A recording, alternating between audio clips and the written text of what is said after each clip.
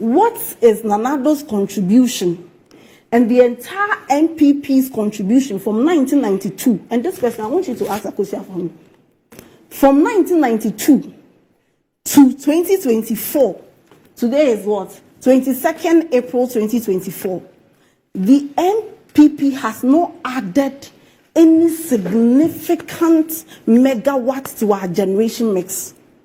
Anytime Ghana has had to make giant strides, you move from Nkrumah, then you come to NDC 1 under Jerry John Rawlings, then you come to NDC 2.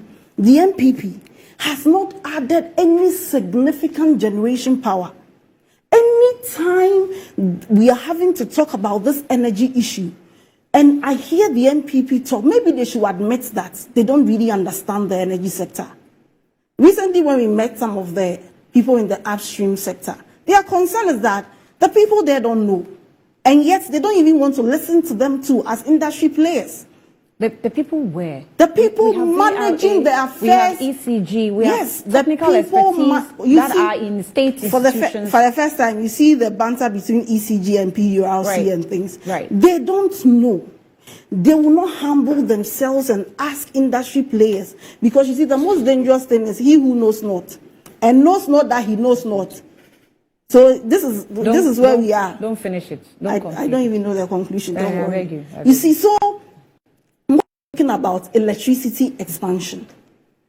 The NPP, what have they done? What have they done?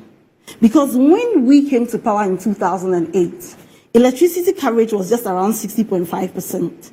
By the time we exited power in 2016, we had moved the electricity coverage from the 60.5% to 83.24%. Then they came and they've increased it to 88.84%. We did above 22% addition. You have come to do 5 years. And you are saying that we should applaud you because you relocated. And so if we should applaud you for relocating America, then the one who saw the vision 10 years ago, what should we do? We will sing Neko, Neba, Neko for the person. It is a new level of law in public governance. It is a new level of mediocrity being introduced as we speak. And we have a power crisis on our hands. The IPPs are owed to a tune of $2.3 billion. The energy sector debt is more than $12 billion as we speak. The ESLA, which they chastise and criticize President Mahama for, and he left the ESLA of $3 billion annually. Today, by the Ministry of Energy's own report, the ESLA had cumulatively from 2016 given this government 30 billion cedis. Where are all those monies? So the one who saw the vision and brought ESLA, the one who brought the car power, but it's been the Asogli phase 2, the AXA, the one who brought all these plants is incompetent, should not be voted for. The one who is locating 6 units out of the many plants should be celebrated. When did we descend this low? So it tells you that when it comes to the administrative fortitude to manage Ghana's energy sector, the NPP does not have the needed and requisite skills to manage it. And Akosua said, you see, we had excess capacity of about 2,500. It is never true. 2.5. I didn't say 3.5. You said 2.5. Yes. You said 3.5. I said 2.5. Okay, sorry. We never had, or we don't have any excess capacity of 2,500. Currently, we don't. When did we have it? I said when American that deal was procured, it essentially gave us excess capacity of 2,500. No, that's not so. However, yes, no, it was. This is when we say excess capacity in energy. This is what it means. But you round up because I don't want it to look like. Yes, so I'll round up. I've come in and then yes, I'm taking. I'll round up. When we say excess capacity in energy, this is what it means. For every generation, you have what we call the installed capacity. You have what we call the reserve margin. Then you have what we call the peak demand. So if, let's say, your installed capacity is 5,000 and you have your peak demand to be 3,000, then you have your reserve margin, which is supposed to be 20%. So that's 1,000. The power that is left, that you are not using for anything, that is what we call excess capacity. So excess capacity is not power that is added to the generation mix. What the NDC did was that we realized in 2014 we had a generation deficit. So the NDC added almost more than 2,500 capacity to the generation capacity. So that was never an excess capacity. What they were complaining about as excess capacity is after your peak demand, your reserve margin, your transmission losses, what is left? And even that one, we have shown that it is a lie, because averagely we were growing at 10%. You see, the NPP must peak relax. demand now is about 3,000 plus. Something. Now I don't think so, because of the doom. So I think it's I don't know whether 4, we even have peak demand now. Because of the doom. So what are you demanding? There is no light. No, but you still have the demand. But as to whether the supply will be made available is also another thing. But the demand must be derived from data. Because we have a projection of about in the past, before the doom. So in 2025, we're supposed to have about 4,000. 2025. Yes. So the projected. That we should have. So I'm saying that if you look, you see what President Mahama did, and God bless him. You see what President Mahama did was not to join the bandwagon and the noise. What he did was that he realized that if you look at how previous governments so if the shortfall is 2 cities or 20 megawatts, they just come and add some 15 megawatts. If the shortfall is 100 megawatts, what he did was that he took the data. He looked at the rates at which we were growing. And for even foreign investments and other things, they demanded that you have some excess capacity of about 10% before foreign companies will be comfortable to invest. And so when you do the analysis of the data, what he did was to project for at least 10 years so that by the 10 years we would have been doing more investment. If they were implementing the one district, one factory, we should be having power deficits in this country. If Valco was operating at maximum capacity, we should be having power crisis. The power crisis we are having in this country is financial mismanagement. It is because ECG has failed to pay the generators and the supply chain when it comes to achievements in energy, economy, health, education. Nobody should make a mistake and compare the NDC to the NPP, because we are light years ahead. What we do in these sectors, the investments we don't do these pub and pageantry, cutting sword and going to dance and gathering food soldiers to hail us. So we were on a mission to building a country. We're on a mission of industrializing our nation. And then these guys emerged, and here we are today. We are having to discuss relocation of 150 megawatts. Then the one who added the 2,500, what should we be doing to the person? Now, the question is, did she state that the NPP has not added any capacity to the grid? Did she say that? Oh, she said significant. She used the word significant. The word was significant, yeah. And significant will be what in her estimation? When you tell me how. So let me come to something.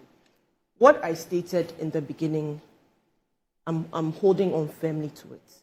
Ameri became famous because of fraud. Somebody walked away with $160 million. In her submission, she sought to say that no money was exchanged. In the same submission, she said, she explained what BOT was, and in the sense that it's going to be operated in a 5-year period, by which time the $510 million will be realized. Right? Good. So whether it was immediate or not, the point is $510 million is gone, because clearly it's been 5 years. Now, when it comes to the positioning of the plant with this new name and also in Kumasi, whether you want to say that it's to score political points or not, that fanfare you are trying to claim is not for the how do you call it, for the turbines. There's actually a power enclave. There are civil engineers, there are electrical engineers, there are mechanical engineers. There's a whole area that's going to provide value to the people, create job opportunities, create a value chain for the people to benefit from it. So if you want to sit here and say that you have a visionary in a leader who saw 10 years ahead, but had no plan as to what was going to consume that excess capacity, which again you fail to explain. And I'm going to question something. Because in the 8 years that he's had opportunity to explain what his vision was, it's been chicken coops. How much megawatt does a chicken coop consume?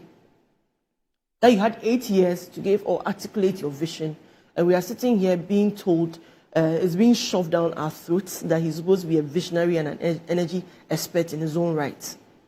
Now back to the capacity. First, she was emphatic. She said, no. Now you have introduced the word significant. Okay, in terms of significant, let's start. 2017, there's AXA, there's Aksogli, and then there's a car power ship, a total of 675 megawatts. 2018, there's AXA Phase 2, there's Sen Power, there's Minergy, a total of what? 490 megawatts. Then we come to 2019, more capacity added to the grid. TT2PP, Amandi, Gensa. What's the total? 239 megawatts. Then we come to 4 more plants in 2020, a total of 161.55 megawatts. Then in 2021, we have Gensa, Repower, VRA Solar. It comes to a total of 79. If I was to even round this up, it comes to 1,645.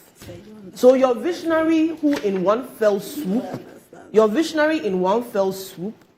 cost the nation $510 million, which you have failed to justify. I was thinking you would tell us that, oh, you know, given the expertise you have and the expertise they have, that total of $510 million is justified. And you understand everything and appreciate everything and the vision. So if they justify, will you believe it? No. So you see, the question is, the fact that something was bad, okay, the fact that we agreed it was bad, the fact that we are saddled with it, the fact that our hands are tied, the fact that we are bound by it, doesn't mean that we can't find a way around it. We have, and we are using it. Akosua said, you know what? We've added power. And she sought to quote the data from the Energy Commission. And Sasa mentioned, as ugly was this in 2017, now is this. Car power, TT3. Which of those plants that she has mentioned did they bring to Ghana? She should point one. Which of these plants that she has mentioned as capacity charges did you add? So let me understand your logic and your reasoning. That in the same vein, when you bring a plant and the plant is still working under this government, then the plant is to your credit. Why is the plant is no, I want to understand it by her logic and reasoning, as she said. Now we've sat on this platform and conversations have gone on about how government doesn't want to continue certain projects or certain things that previous governments did. If by our thinking, no, let me finish because I had interjections from Annie. And Annie can be upset, but I have to point it out when it's so when it's the truth. I haven't finished asking my question. I'm saying that when it's your reasoning and your logic in trying to point out these plants, I'm saying that in the same vein, you make the argument that certain things that came about into being, no matter how mediocre or myopic it was, to your credit, you want us to take responsibility for it and admit that you brought it into being. At the same time, when these plants are working, you want to say that you want to take credit for it. Okay. Since you are the energy expert in this field. I'll answer you, but can I ask you a Car question? power was running in Tema. I'm asking was it you. Not? Wait, you've asked me a question. Let me answer.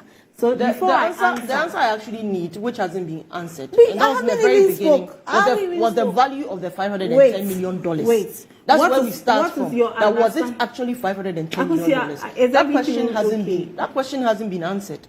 Because Annie is telling me that it is not true. Let me answer. No, I'm saying that we start from that very initial cardinal sin of $510 million for a company that was in non-existence and subsequently became famous. No, Annie, this is not fair. I need to make my point. When we are done, legitimate question I have to ask you, Beatrice is a lawyer, unless maybe I'm wrong, is that your fact has not been established and your fact does not necessarily represent the truth. You know that if I tell you, you set a question, if I tell you, you don't even have the details of it, and at the very center of the conversation, you tell me that my facts are not facts.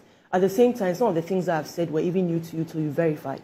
How do you set a question and not even for your own self know the facts before we proceed into a conversation? Your phone That's the question I want to ask. If I tell you your phone in front of you, maybe It's Samsung, no, not iPhone. Let's say it's Samsung, it's not iPhone, all right? And I don't prove why it is Samsung and not iPhone. Does that mean what I'm saying? It might be true, it might be false, but does that mean what I'm saying necessarily represent the truth? No. I have to go. Hold on. I have to go beyond certain doubts to prove that indeed it's a Samsung. What are the doubts and what are the conversations? Because you said a question. No, okay, Beatrice, go ahead. Please, now I'm clearly. I know she's siding with you on this. So let me. But I want to understand something. You don't need to understand. I have my point to make. You made your point. You peddled falsehood when you said that. What do you understand by generation capacity?